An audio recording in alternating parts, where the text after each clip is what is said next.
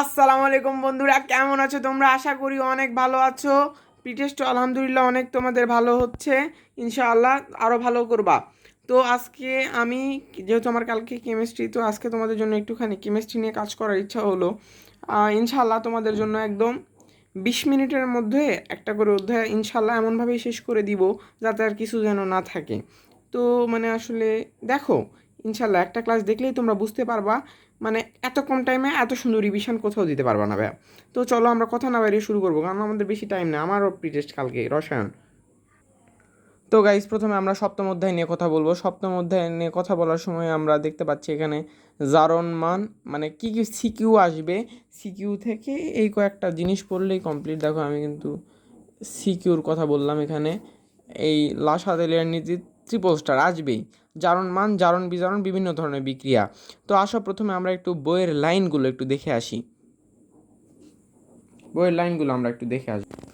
এই যে বন্ধুরা, চলে আসছি। প্রথমে আছে পদার্থের পরিবর্তন। প্রথমে আছে দেখো গাইজ, ভৌত পরিবর্তন। পদার্থের পরিবর্তন প্রধানত দুই ধরনের দেখতে পাচ্ছ, একটা ভৌত পরিবর্তন আর একটা রাসায়নিক পরিবর্তন। দেখো ভৌত পরিবর্তন কী ভাইয়া? ভৌত পরিবর্তন এই লাইনটা জাস্ট তোমাদের বইয়ের মধ্যে থেকে আমি আঁকায়ও দিছি। যদি কোনো পদার্থের অভ্যন্তরীণ রাসায়নিক গঠনে কোনো পরিবর্তন না ঘটে, অভ্যন্তরীণ রাসায়নিক গঠনে পরিবর্তন না ঘটে, শুধু বাহ্যিক অবস্থার পরিবর্তন ঘটে, তখন তাকে ভৌত পরিবর্তন বলে। এত কিছু জানার দরকার নেই। এই যে তুমি খেলে একটা কথা মাথায় রাখবা, বরফকে আমরা যখন তাপ দিচ্ছি তখন সেইটা হয়ে যাচ্ছে তরল পানি, আবার তরল পানিকে তাপ দিলে সেটা বাষ্প হয়ে যাচ্ছে। তো কিন্তু এখানকার সবগুলোরই কিন্তু আণবিক সংকেত H2O, মানে ওদের মধ্যকার রাসায়নিক গঠন সবসময় সেম। আসো আর কিছু পড়তে হবে না। এরপর আসো রাসায়নিক পরিবর্তন।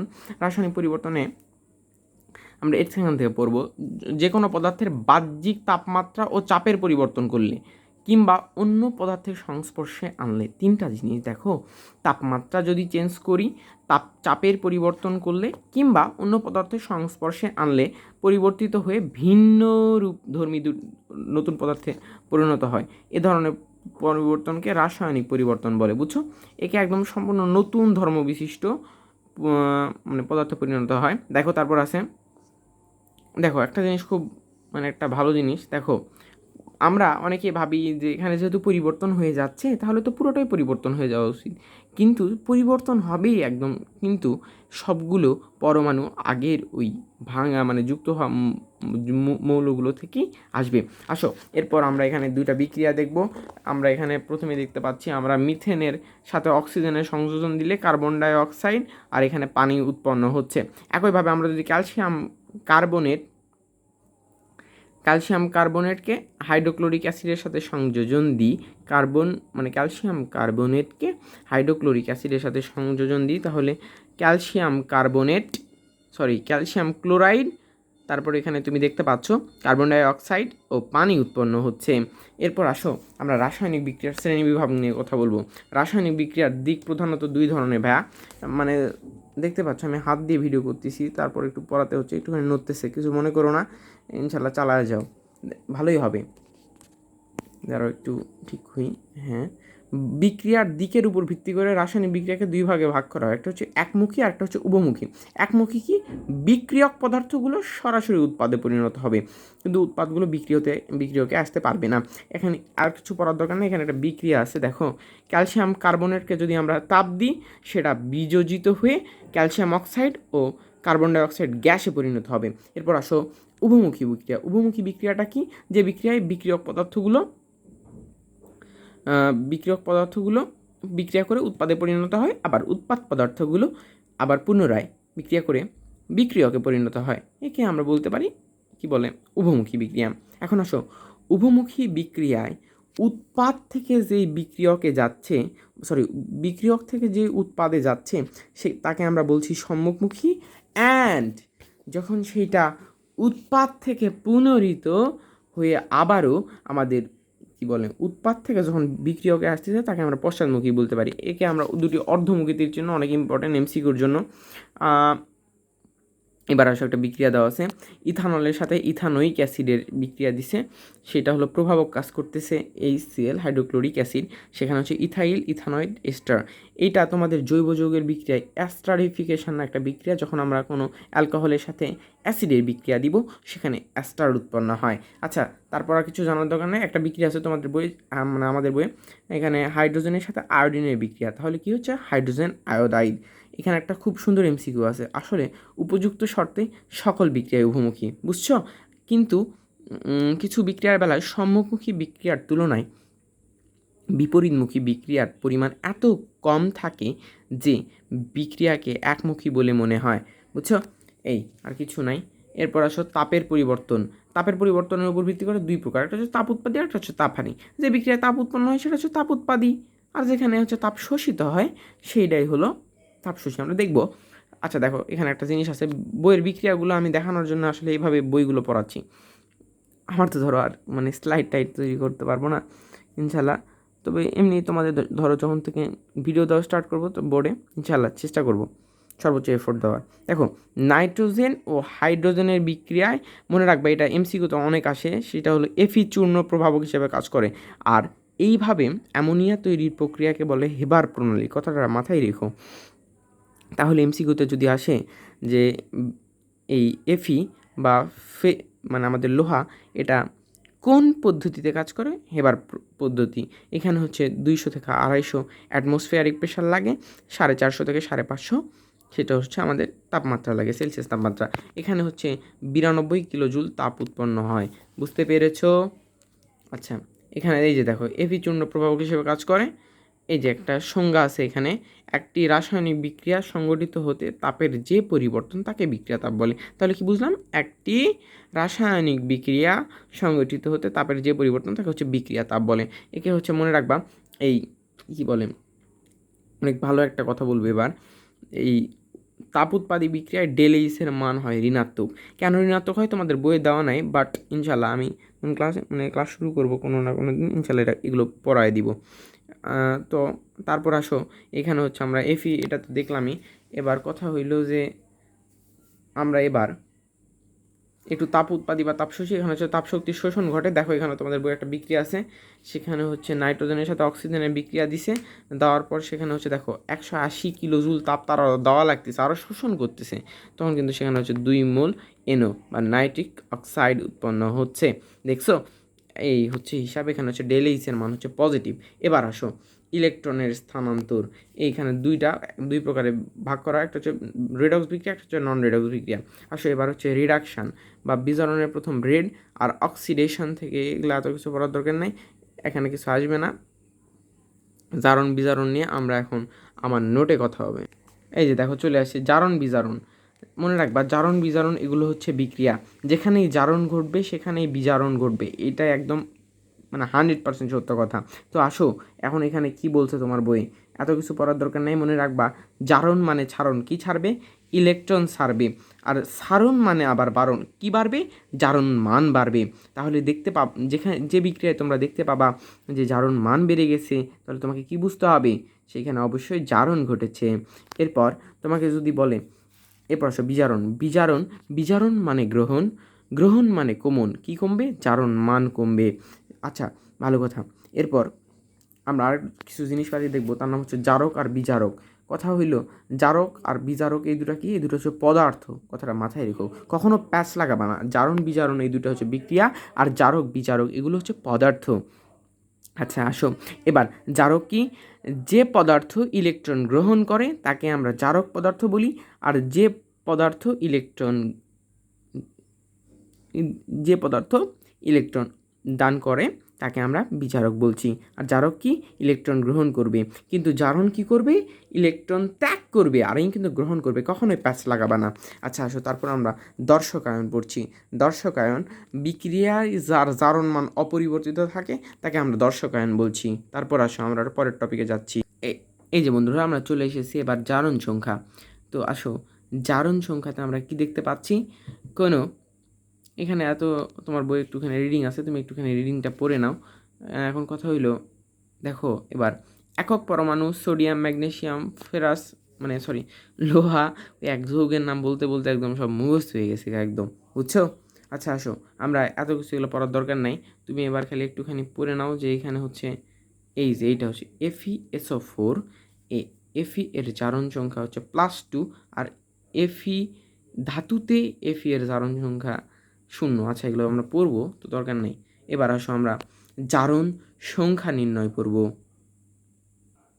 এই যে দেখো, জারণ মান নির্ণয় কেমনে করবা? ধরো তোমাকে এখানে একটা যৌগ দিছে, কোনো যৌগ দিয়েও যদি বলে তার জারণ মান কত, তাহলে ধরো আমরা মানে সেখানে সবসময় তোমাকে কেন্দ্রীয় মৌলেরই পরিমাপ করতে দিবে। তো কেন্দ্রীয় মৌলটা এই যৌগ কি? সালফার। তো সালফারে পরিমাপ করতে দিছে, তাহলে তোমাকে সেটা এক্স ধরলাম যে সালফারের জারণ মান হচ্ছে এক্স, হাইড্রোজেনের জারণ মান হচ্ছে 1। কয়টা আছে? 2টা, তাই 2 গুণ করছি, প্লাস এক্স প্লাস এখন অক্সিজেনের কত? -2 গুণ 4 ইজ ইকুয়াল, কেন 0 দিয়েছি এখনই আমি তোমার বইয়ে একটা ছক দেখাবো, মনে রাখবা। মুক্ত অবস্থায় কোনো যৌগ বা মৌলতে জারণ মান হয়ে যায় 0, এই জন্য এটা মুক্ত। এই জন্য আমরা এখানে কোনো কি দেখতে পাচ্ছ, কোনো প্লাস মাইনাস কোনো চিহ্ন উপরে দেওয়া আছে নাই, এই জন্য এর মানে কি বলে মোট জারণ মান কত হবে? 0 হবে। তারপর আমরা এখান থেকে হিসাব করলে এক্সের মান পেয়ে যাচ্ছি 6। এইভাবেই তুমি করবা, মানে কথাটা কি হইলো, তোমাকে যা বের করতে বলবে তাকে তুমি এক্স ধরবা, আর অন্যগুলোর জারণ মানগুলো জাস্ট বসায় দিয়ে হিসাব করবা, কাহিনী শেষ। আচ্ছা আসো পরের টপিকে আমরা যাই, তার আগে বইয়ের ছকে আমরা একটুখানি একটা রিডিং দিব, চলো এখান থেকে এমসিকিউ অনেক আসে। এই যে দেখো, ধাতুসমূহের জারণ মান ধনাত্মক, অধাতু সমূহের জারণ মান ঋণাত্মক হয়। অনেক ইম্পর্টেন্ট। তাহলে ধাতুর কি হবে? ধনাত্মক, অধাতুর কি হবে? ঋণাত্মক। দেখো, নিরপেক্ষ পরমাণু বা মুক্ত মৌলের জারণ সংখ্যা হয় 0। এখন কথা হইল, এটা তো বুঝলাম, তাহলে কেমন? এই যে দেখো, তোমার বই লেখা আছে Fe, H2, এগুলো কিন্তু সম্পূর্ণ একটা করে মুক্ত মৌল বা যৌগ। এখন আসো, নিরপেক্ষ যৌগে মোট পরমাণুর জারণ সংখ্যা 0 হয়। এই যে আমি কেবলই দেখাইলাম নিরপেক্ষ যৌগ।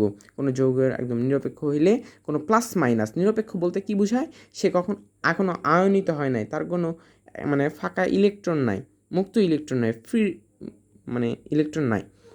তারপর আসো, আমরা আধান বিশিষ্ট আয়নে পরমাণু সমূহের মোট জারণ সংখ্যা আধান সংখ্যার সমান হয়, বুঝলে? আধান বিশিষ্ট আয়ন, ধরো এই যে আমরা একটুখানি এবার একটু ফোনটাকে একটু ঘুরে আনি, ওয়েট। এই যে আধান বিশিষ্ট আয়নে, দেখো আমি কিন্তু তোমাদের একদম বেশি কিছু বোঝাচ্ছি না, জাস্ট একটা পরীক্ষার আগে যাতে একটুখানি রিভিশন হয়ে যায়। তোমরা বই অনেকেও পড়তে চাও না, এখানে সিকিউ মানে ওয়ান শট করে চলে যাও, তো ওরম করলে কি হবে? তোমার বই কি এমনি দিছে, তুমি বই পড়বা, তাইলেই তো হয়। এই জন্য তোমাকে একটু বইয়ে দেখাচ্ছি, পাশাপাশি ধরো অনেক কিছু, এত কিছু তোমরাও পড়তে আমারও ভালো লাগে না, তো এই জন্য আমি কিছু নোট করছি, ওগুলো তোমাদের একটু হালকা পাতলা বুঝিয়ে দিব। আসো, আধান বিশিষ্ট আয়নে পরমাণুর মোট জারণ সংখ্যা আধান সংখ্যার সমান। দেখো, এই SO4 এ -2 আছে না আয়নে, মানে আধান কত বলো? -2, এই জন্য এর জারণ সংখ্যা হয়ে যায় -2। তারপর অ্যামোনিয়াতে +1 প্লাস আছে, তাহলে এখানে +1 হয়ে যাচ্ছে। তারপর আসো ক্ষার ধাতু, ক্ষার ধাতুর জারণ সংখ্যা সবসময় 1 হয়। তোমার এখন মনে হতে পারে ভাই ক্ষার ধাতু কোনগুলো? সেগুলো তোমরা অবশ্যই পড়েছো, গ্রুপ 1-এ যেগুলো থাকে, তাকে আমরা ক্ষার ধাতু বলছি। মৃৎক্ষার ধাতুসমূহের জারণ সংখ্যা হয় +2, মৃৎক্ষার ধাতু গ্রুপ 2-এর মৌল। এখন আসো, ধাতব হ্যালাইড হ্যালোজেনের জারণ সংখ্যা হয় -1। এখন থেকে তোমার এমসিকিউতে প্যাচ লাগা শুরু হয়ে যাবে, কিন্তু প্যাচটা আমি লাগাতে দিব না। দেখো, ধাতব হ্যালাইড হ্যালোজেন, তাহলে চিন্তা করো তো, ধাতব মানে কি? ধাতু হবে। ধাতব হ্যালাইড হ্যালোজেন মানে ধাতুর সাথে যেগুলো হ্যালোজেন যুক্ত হয়। দেখো তো, ম্যাগনেসিয়াম একটা ধাতু না? ধাতুর সাথে ক্লোরিন যুক্ত হয়েছে, মানে হ্যালোজেন যুক্ত হয়েছে, তাহলে এটাই হচ্ছে ধাতব হ্যালাইড হ্যালোজেন। এর জারণ সংখ্যা কত হবে? -1। আচ্ছা, তারপর আসো, অধিকাংশ যৌগে হাইড্রোজেনের জারণ সংখ্যা +1 হয়, কিন্তু ধাতব হাইড্রাইড হাইড্রোজেনের জারণ সংখ্যা হয় -1। এবার আসো, কেমনে? ধাতব হাইড্রাইড হাইড্রোজেন, দেখো চিন্তা করো, আমরা এখানে অ্যালুমিনিয়াম একটা ধাতু না? ধাতুর সাথে কি হাইড্রোজেন যুক্ত হয়েছে না? তো এমনি কইরা মানে ধাতব হাইড্রাইড হাইড্রোজেনে -1 হয়। লিথিয়াম অ্যালুমিনিয়াম হাইড্রাইড, এটা একদম হবু এটা দিয়ে আসে, তাহলে এখানে কি হবে বলো? -1 হবে। তারপর অধিকাংশ যৌগে অক্সাইডে অক্সিজেনের জারণ সংখ্যা -2, কিন্তু পারক্সাইড, এবার একটুখানি মনে রাখো যে অক্সিজেনের জারণ সংখ্যা সাধারণত -2, কিন্তু পারক্সাইড অক্সিজেনের জারণ সংখ্যা হয় -1, আর সুপার অক্সাইডে হয় -1/2। এবার একটু মনে রাখো যে এটা হচ্ছে কি বলছে, পারক্সাইড। পারক্সাইড মানে H2O2, K2O2 এগুলো, বুঝছো? আর super oxide, super oxide NaO2 এসব। এইটা তোমার এমসিকিউতে অনেক আসবে গাইস। এই যে দেখো, এবার আমরা জারণ বিজারণ যুগপৎ ক্রিয়া, আমি বলছি এগুলো সব কিছু তোমাকে বলে দিছি, খালি একটু মাথায় রাখো। এটা খ নাম্বার আসার জন্য অনেক ইম্পর্টেন্ট একটা জিনিস, অনেক সময় গতেও দিয়ে দেয়, বুঝলে?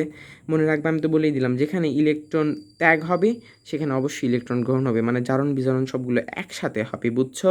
একটা হয়ে অন্যটি হবে না, এমন কখনো হবে না। এই যে এবার আমরা চলে আসছি জারণ বিজারণের কিছু টাইপ। এখন কথা হইলো, এগুলো আমরা খুব চটচট করে চলে যাব, ধরো 2 মিনিটের মধ্যে আমরা এটা শেষ করে দিব, কিন্তু এখান থেকে মানে একটু ভিন্ন প্রকৃতির সিকিউ আসে, আমি সেটাও বলে দিব, সমস্যা নেই। প্রথমে আসো সংযোজন বিক্রিয়া। আরে ভাই, সংযোজন বিক্রিয়া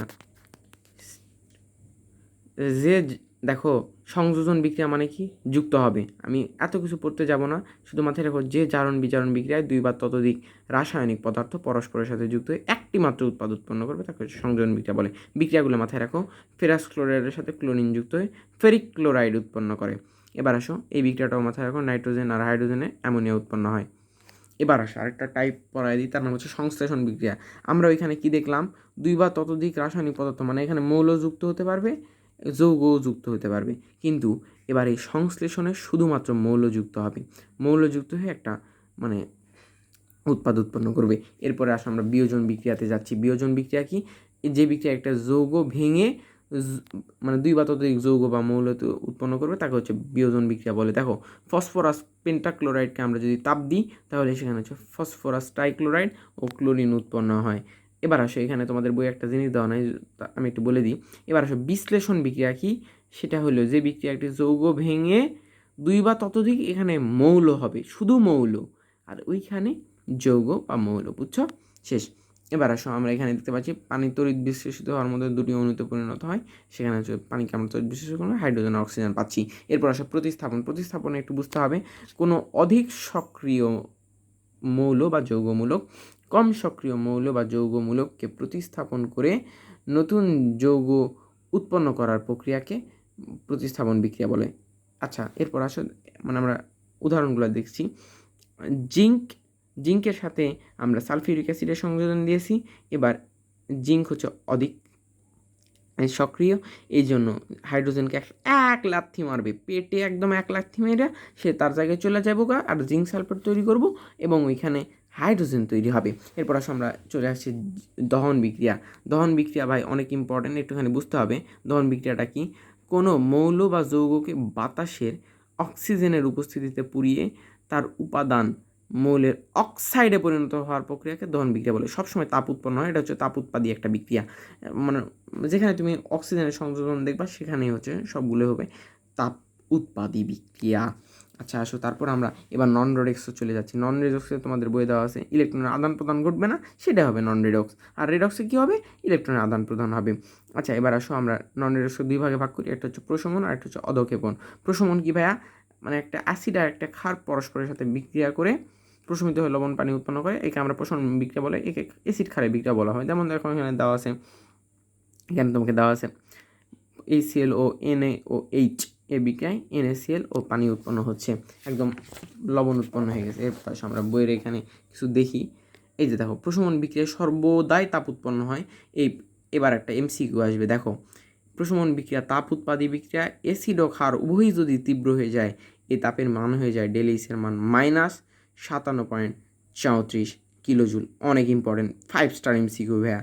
এরপর আর কিছু পড়ার দরকার নেই। এই যে দেখো, আয়নদ্বয় বিক্রিয়া অংশগ্রহণ করে না, একে দর্শক আয়ন বলে, তোমাকে কিন্তু আগেই পড়াই দিয়েছি আমি, তাই না? এই যে দেখো, এবার একটা সংজ্ঞা আসবে, এক মোল পানি উৎপন্ন করতে যে পরিমাণ তাপ উৎপন্ন হয় তাকে হচ্ছে প্রশমন তাপ বলে। হিসাব করে দেখা গেছে 1 মোল পানি উৎপন্ন করার জন্য 57.34 কিলোজুল তাপ উৎপন্ন হয়। তারপর চলো আমরা এবার অধক্ষেপণে যাচ্ছি। এই যে দেখো, অধক্ষেপণ আমরা চলে আসছি। একই দ্রাবকে দুটি যৌগ মিশ্রিত করলে তারা পরস্পরের সাথে বিক্রিয়া করে যে উৎপাদ উৎপন্ন করে তাদের মধ্যে কোনোটি যদি ওই দ্রাবকে অদ্রবণীয় বা খুবই কম পরিমাণ দ্রবণীয় হয় তাহলে বিক্রিয়ায় একটা তলানি পড়বে, ওকে আমরা বলবো অধক্ষেপ। বুঝছো? এটাই হচ্ছে হিসাব। এই যে দেখো, অধক্ষেপ পড়লে আমরা নিচে একটা নিম্নমুখী তীর চিহ্ন দিয়ে দেখাই। এই যে দুটো বিক্রিয়া জাস্ট একটুখানি দেখে নাও, তারপর চলো আমরা এখানে যাব। এখান থেকে অনেক সময় সিকিউ দিয়ে দেয়, দিয়ে বলে এক বোর্ডে আসছিল যে একটা জারণ বিজারণ হলে অন্যটি জারণ বিজারণ নয় ব্যাখ্যা করো। তখন সেখানে ধরো এই উদাহরণটাই মেবি দিছিল Na2SO4, আর এখানে হচ্ছে ব্যারিয়াম ক্লোরাইডের হিসাব এখানে দিয়েছিল, দিয়ে বলছি তুমি এখন এখানে ডাইরেক্ট বলে দিতে পারবা এটা হচ্ছে অধক্ষেপিত হয়, তাই এটা জারণ বিজারণ নয়। তারপর চলো আমরা চলে যাবো অন্য পৃষ্ঠায়। এবার আমরা আদ্র বিশ্লেষণ বা পানি বিশ্লেষণ বিক্রিয়া দেখব। কোনো রাসায়নিক বিক্রিয়ায় বিক্রিয়ক হিসাবে পানি অন্য কোনো যৌগের সাথে বিক্রিয়া করে উৎপাদ উৎপন্ন করলে তাকে হচ্ছে আদ্র বিশ্লেষণ বিক্রিয়া বলবে। এখন তোমার এখানে একটু প্যাঁচ লাগবে, এইটা আর পানি যোজন বিক্রিয়া। তার আগে চলো আমরা এটা একটু দেখে নাও, তারপর আমরা কি একটা কাজ করব, আমরা একটুখানি দেখছো দুটো বিক্রিয়া দেখে নাও। ওকে, এরপর আসো আমরা এবার একটুখানি দেখতে চাচ্ছি, সেটা হলো আচ্ছা এখানে একটা জিনিস ছেড়ে আসছি, দেখো এই অস্বচ্ছ দ্রবণীয় যুক্ত এটা হচ্ছে অধঃক্ষেপণ হিসাবেও বিবেচিত হয়, বুঝলে? এরপর আসো পানি যোজন, যেটার কথা বলছিলাম। অনেক সময় আয়নিক যৌগসমূহ ক্যালাক্স বা স্ফটিক গঠন করার সময় এক বা একাধিক পানির অনুযুক্ত হয়, এ ধরনের বিক্রিয়াকে পানি যোজন বিক্রিয়া বলে। আর যৌগগুলোর সাথে যে কয়টি পানির অনুযুক্ত হয় তাদেরকে ক্যালাস পানি বলে। দেখো এখানে কি বলে, কপার সালফেট উৎপন্ন করার পর এখানে 5 অনু পানি যুক্ত হয়েছে। আচ্ছা এবার আসলে দুটার মধ্যে আসলে যে তোমাকে একটুখানি আমি ক্লিয়ার করতে চাচ্ছিলাম, আদ্র বিশ্লেষণ বিক্রিয়ায় মনে রাখবা বিক্রিয়া করার পর পানি থাকবে না উৎপাদে, এখানে হচ্ছে পানি থাকবে শেষ। আচ্ছা তারপর আসো আমি এখানে একটুখানি কিছু এমসিকিউ বলে দিই। এই যে দেখো, তুতের রং হয় নীল, তারপর এখানে এই জিঙ্ক সালফেট ইন্টু 7H2O এর রং হয় সাদা, আর Fe2SO4 এর রং হয় হচ্ছে সবুজ। আচ্ছা তারপর আমরা চলে আসি এবার হচ্ছে সমানুকরণ। দেখো সমানুকরণ মানে কি, যদি দুটি যৌগের আণবিক সংকেত একই থাকে কিন্তু গাঠনিক সংকেত পরস্পরে ভিন্ন হয় তাহলে তাদেরকে পরস্পরের সমাণু বলা হয়। এই সমাণু থেকে অপর একটি সমাণু তৈরি প্রক্রিয়াকে সমানুকরণ বিক্রিয়া বলে। দেখো এখানে H4N2CO আণবিক সংকেত দ্বারা দুটি ভিন্ন ভিন্ন, এটা এমসিকিউতে অনেক আসে, ভিন্ন ভিন্ন দুটি যৌগের প্রকাশ করা হয়। দুটি যৌগ হচ্ছে অ্যামোনিয়াম সায়ানাইড আর একটা হচ্ছে ইউরিয়া। এবার আসো অ্যামোনিয়াম সায়ানাইডকে আমরা তাপ দিলে ইউরিয়াতে পরিণত হয়। আচ্ছা তারপর আমরা পলিমারকরণ দেখব।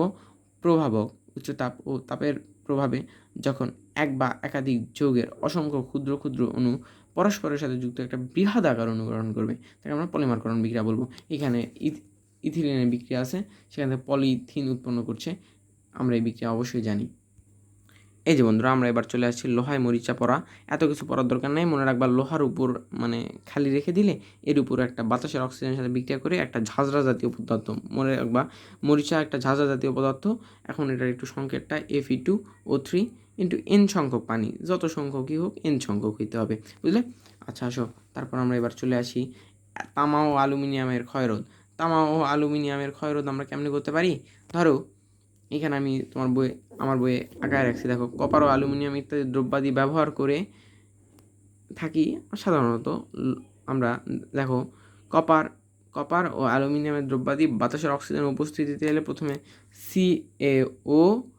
সিও কপার অক্সাইড এবং এখানে হচ্ছে L2O3 এর আস্তরণ পড়ে, মনে রাখবা। তারপর আস্তরণ ভেদ করে আর বিক্রিয়া করতে পারে না, ফলে আর বিক্রিয়া সাধিত হয় না। সুতরাং এই সিইউ কপার আর অ্যালুমিনিয়াম ক্ষয় সাধিত হয় না। আচ্ছা আমি তোমাদেরকে বেশি বুঝাইতে পারতেছি না, কারণ ধরো তাড়াতাড়ি আমাকে শেষ করতে হবে। ধরো শেষ করে আবার তোমাকে ইনশাল্লাহ আজকে আমি 3-4টা অধ্যায়ের এভাবে ক্লাস দিয়ে দিব, যাতে করে তোমার সিকিউও যাতে হয়, এমসিকিউও যাতে হয়, সব কিছুই যাতে হয়ে যায়। আচ্ছা তারপর আমরা এরপরে দেখছি পিঁপড়া। মনে রাখবা এখানে আমি একটা জিনিস লিখছি, সেটা হলো পিঁপড়াতে ফর্মিক অ্যাসিড থাকে। পিঁপড়াতে কামড়ালে ফর্মিক অ্যাসিড হয়, মনে রাখবা। এই ক্ষত স্থানে সুন কেন লাগায়, ওই যে প্রশমন বিক্রিয়ার হিসাব কিতাব। এবার আসো শ্বসনের, এই বিক্রিয়াটা ইম্পর্টেন্ট, শ্বসন আর কিছু দরকার নেই। এই বিক্রিয়া হচ্ছে সেটা হলো আমরা এখানে গ্লুকোজের সাথে 6 অণু অক্সিজেন বিক্রিয়া দিচ্ছি, তারপর সেখানে হচ্ছে কার্বন ডাইঅক্সাইড, পানি আর শক্তি উৎপন্ন হচ্ছে। আচ্ছা এরপর হচ্ছে আমরা গ্যাসকে প্রশমিত করার জন্য আমরা ম্যাগনেসিয়াম হাইড্রোক্সাইড আর অ্যালুমিনিয়াম হাইড্রোক্সাইড আমরা খাই। তাই না? আচ্ছা আচ্ছা, জ্বালানি। এবার হচ্ছে মিথেনের সাথে 2 অণু কী বলে অক্সিজেনের বিক্রিয়া দিলে এখানে কার্বন ডাইঅক্সাইড, তারপর 2 মোল পানি ও শক্তি উৎপন্ন হচ্ছে। এই যে বন্ধুরা দেখো, মরিচার ক্ষয়রোধ থেকে আয়রনকে রক্ষার জন্য লোহার রং দিতে হয়, একটু খালি মাথায় রাখবা। এরপর আসো একটা জিনিস আছে, আর্দ্র তড়িৎ বিশ্লেষণ করার মাধ্যমে লোহার তৈরি দ্রব্যের উপর লোহা অপেক্ষা কম সক্রিয় একটি ধাতুর প্রলেপ দিয়ে ইলেকট্রোপ্লেটিং করলে ধরো মরিচার হাত থেকে রক্ষা করা যায়। ওকে, এরপর আসো, কোনো ধাতুর উপর যদি জিঙ্কের প্রলেপ দেওয়াকে গ্যালভানাইজিং আর টিন প্রলেপ দেওয়াকে টিন প্লেটিং বলে। ক্লিয়ার? যদি আমরা জিঙ্ক দিই তাহলে কী হবে? গ্যালভানাইজিং, আর টিন যদি দিই তাহলে হবে টিন প্লেটিং। ক্লিয়ার? এই যে বন্ধুরা আমরা পরের পেজে চলে আসছি। দেখো এবার খ নাম্বারের জন্য অনেক ইম্পর্টেন্ট। বর্ষাকালে ছাদের আঙিনা পিচ্ছিল হয়, আমরা কেন সেখানে বালি দিই? কারণ সেইটা ওই ছাদকে যেগুলো পিচ্ছিল করে সেগুলো হচ্ছে ক্ষারধর্মী পদার্থ, আর বালি সেগুলো হচ্ছে অম্লধর্মী পদার্থ। তাই এখানে ওই অ্যাসিড ক্ষারের বিক্রিয়ায় এখানে প্রশমিত হয়ে যায়। সেলাই করার নারিকেলের তেলে ডুবিয়ে রাখা হয় যাতে বিক্রিয়া না করে। এবার আমরা আসল টপিকে চলে আসি, বিক্রিয়ার হার। এখানে একটুখানি পড়ে নাও, জাস্ট খালি বিক্রিয়ক মানে বিক্রিয়ক পদার্থ উৎপাদে পরিণত হয়। এখন কথা হইলে একক সময় যে পরিমাণ বিক্রিয়ক উৎপাদে পরিণত হয় তাকে হচ্ছে বিক্রিয়ার হার বলে। এবার এই যে গাইজ আমরা চলে আসছি আসল টপিকে, লা-শাতেলিয়ার নীতি। আচ্ছা আসো আমরা একটুখানি এইখানে একটা জিনিস বুঝি, তারপর আমরা যাব, কোনো সমস্যা নেই। দেখো কথা হইল যে, চিন্তা করো, আমরা এই ছবি দেখেই বুঝবো বিক্রিয়ার শুরু যখন হচ্ছে সেখানে সম্মুখমুখী বিক্রিয়ার হার অনেক বেশি থেকে আস্তে আস্তে কমের দিকে যাচ্ছে। দেখো আস্তে আস্তে কমের দিকে যাচ্ছে, তারপর আবার বিপরীতমুখী বিক্রিয়ার হার আস্তে আস্তে উপরের দিকে উঠছে, জিরো ছিল সেখান থেকে আস্তে আস্তে বাড়তেছে। এই যে মধ্যে একটা স্থিতিশীলতা অর্জন করছে, একে আমরা সাম্যাবস্থা বলে থাকি। বুঝলে? তারপর আসো আমরা এইখানে একটা জায়গায় বিক্রিয়ক ছিল, বিক্রিয়কের ঘনমাত্রা বেশি ছিল, আস্তে আস্তে কমে যাচ্ছে, বিক্রিয়া করতে করতে উৎপাদের ঘনমাত্রা বাড়তেছে। কেন? কারণ সেখানে বেশি হয়ে যাচ্ছে, ঘনমাত্রা বাড়তেছে, একসময় তাদের মধ্যে ইকুয়াল হয়ে যাবে, তখন তাকে আমরা বলবো রাসায়নিক সাম্যাবস্থা। বুঝলে? এবার আমরা আসল টপিকে চলে আসছি। তার আগে একটুখানি দেখো তো, আমরা একটুখানি গল্পটা বলে নিই। কথা হইলো আমরা লা-শাতেলিয়ার নীতি কখন ইউজ করব? আমরা দেখছি যে ধরো কোনো একটা ফ্যাক্টরিতে অনেক মানে অপচয় হয়, ওই অপচয়গুলো রোধ করার জন্য আমরা মূলত এই মানে লা-শাতেলিয়ার নীতি আমরা প্রয়োগ করতে পারি। তাহলে আসো আমরা লা-শাতেলিয়ার নীতি কী প্রয়োগ করছি। এখন কথা হইলো যে কোনো বিক্রিয়ায় সাম্যাবস্থায় থাকাকালীন যদি তাপ চাপ ঘনমাত্রা, মনে রাখবা এই তিনটাকে একসাথে নিয়ামক বলা হয়, কোনো বিক্রিয়া যখন সাম্যাবস্থায় থাকবে যদি তাপ চাপ ঘনমাত্রা ইত্যাদি পরিবর্তন করা হয়, তবে সাম্যের অবস্থান এমনভাবে পরিবর্তিত হয় যেন তাপ চাপ ঘনমাত্রা ইত্যাদির পরিবর্তনের ফলাফল প্রশমিত হয়। মানে তাপ যতটুকু বাড়বে ততটুকু সে পিছনে চলে যাবে, তাপ যদি কমে তাহলে সামনের দিকে চলে যাবে। এটাই হচ্ছে হিসাব। এবার আসো আমি তোমাদের একটু বুঝিয়ে দিই। গাইজ আমরা কি জানি, উভমুখী বিক্রিয়ায় প্রত্যেকটা বিক্রিয়ায় বিক্রিয়ক থেকে উৎপাদে যাচ্ছে। এবার আসো এই উৎপাদ তৈরিতে আমরা তো লা-শাতেলিয়ার নীতি প্রয়োগ করছি। এবার আসো হ্রাসবৃদ্ধি নিয়ন্ত্রণ করব। প্রথমেই আসো তাপমাত্রার প্রভাব, আমরা তাপ দেখছিলাম না, এই তাপমাত্রার প্রভাব দেখো। তাপ উৎপাদী বিক্রিয়ায় ΔH মান কি ভাইয়া? মাইনাস। ধরলাম তাপ প্রয়োগ করছো, তাহলে কোনো কিছু একটা বাড়াচ্ছ না, তাহলে ধরলাম এটা প্লাস, তাহলে বলো তো এই প্লাসে মাইনাসে কী হবে? মাইনাস। এই জন্য এখানে উৎপাদ হ্রাস হবে। মানে কোন দিকে যাবে ভাই বলো তো? এই মাইনাসটা আছে কোন দিকে? উৎপাদের দিকে। উৎপাদের দিকে হলে তো মানে প্লাস হইতো, উৎপাদ তাহলে বৃদ্ধি পাচ্ছে, তো উৎপাদটা কমে যাচ্ছে। তাহলে বুঝতেই পারছো, তাপ উৎপাদী বিক্রিয়া যদি আমরা তাপ দিই তাহলে সেটা প্রশমন করার জন্য সে সাম্যাবস্থা পিছনে চলে আসবে, এবং তার ফলে আমরা বিক্রিয়ক উৎপন্ন বেশি হবে, উৎপাদ উৎপন্ন কমে যাবে। এবার তাপ যদি হ্রাস করি, তাপ হ্রাস মানে মাইনাস করে দিলাম, তাহলে বলো মাইনাসে মাইনাসে প্লাস, তাহলে এখানে উৎপাদটা বৃদ্ধি পাচ্ছে, তাহলে আমাদের সাম্যাবস্থা ডান দিকে যাচ্ছে, গিয়ে আমাদের উৎপাদের পরিমাণটা বৃদ্ধি করছে। এবার আসো তাপশোষী বিক্রিয়া, অনেক ইজি। ধরো তাপশোষী বিক্রিয়ায় ΔH মান আমরা কী শিখছিলাম? প্লাস শিখছিলাম। এরপর সেখানে আমরা যদি তাপ প্রয়োগ করি, তাপ প্রয়োগ মানে আমরা শুনছি প্লাস, তাহলে বলো তো প্লাসে প্লাসে কী হয়? প্লাস, মানে উৎপাদ বৃদ্ধি পাচ্ছে। তাপ হ্রাস করলে কী হবে? তাপ হ্রাস মানে মাইনাস, তো সে মাইনাস আর প্লাসে কী হয় বলো তো? মাইনাস। মানে তাপশোষী বিক্রিয়া যদি আমরা তাপটা আরও কমায় দিই তাহলে তো বিক্রিয়া আর চলবই না ভাই, মানে উৎপন্ন একদম হ্রাস হয়ে যায় বোগা। এরপর আসলে চাপের প্রভাব। দেখো চাপের প্রভাব খাটবে কখন? গ্যাসীয় উৎপাদের ক্ষেত্রে। মোল সংখ্যা দিয়ে আমরা হিসাব করব। মোল সংখ্যা যদি উৎপাদ আর বিক্রিয়কের সমান হয়ে যায় তাহলে কিন্তু চাপ খাটবে না। এখন আসো ভালো কথা, এখন আমরা চাপের আমরা কোনো বিক্রিয়ার সাম্যাবস্থায় চাপের পরিমাণ বাড়িয়ে দিলাম, তাহলে কী হবে, বেশি মোল থেকে কম মোলের দিকে যাবে। এখন তোমরা এটা প্যাচ লাগাবা, ভাই তুমি চাপ বাড়াচ্ছ মানে বেশি করতেছো, তাহলে বেশি থেকে যাবে কমের দিকে, শেষ। চাপ কমাচ্ছ তাহলে কম থেকে যাবে বেশির দিকে, শেষ ভাইয়া। কম মোল থেকে হেভি ইজি ভাই, কোনো প্যারা নাই। এবার আসো ঘনমাত্রা। ঘনমাত্রা যদি সিম্পলি বাড়ায় দাও তাহলে সাম্যাবস্থা, তোমার ভাষা খালি একটাই থাকবে ভাই, তুমি বাড়াবা তাহলে ওই উৎপন্নর জায়গায় লিখে দিবা সাম্যাবস্থা ডানে সরবে আর না হয় বামে সরবে, এই হিসাব দিয়ে তুমি এখানে লিখে দিবা। একটুখানি 2-1 লাইন ব্যাখ্যা করবা, তোমার বইয়ে দেওয়া আছে, 2-1 লাইন ব্যাখ্যা করে এটাই লিখে দিবা, সাম্যাবস্থা ডানে যাবে আর না হয় বামে যাবে, একদম এটাই হচ্ছে হিসাব। আচ্ছা আসো ঘনমাত্রা। ঘনমাত্রা যদি আমরা বাড়িয়ে দিই তাহলে উৎপাদ বেড়ে যাবে, আর যদি কমিয়ে দিই তাহলে সেটা হচ্ছে উৎপাদ কমে যাবে। মানে উৎপাদ বাড়লে কী হবে, সাম্যাবস্থা ডানে সরবে, আর যদি মানে কমিয়ে দিই তাহলে মানে সাম্যাবস্থা বামে সরবে। এই ভিডিও কেমন লাগলো বন্ধুরা? অনেক নড়ানড়ি নড়ছে, তোমরা কিছু মন খারাপ করিও না। কেমন লাগছে তোমরা একটু বলে দাও। ইনশাল্লাহ যদি তোমরা আমাকে কমেন্ট করো যেরকম ভিডিও চাচ্ছ, তাহলে ইনশাল্লাহ আমি আরও কিছু নিয়ে আসতেছি।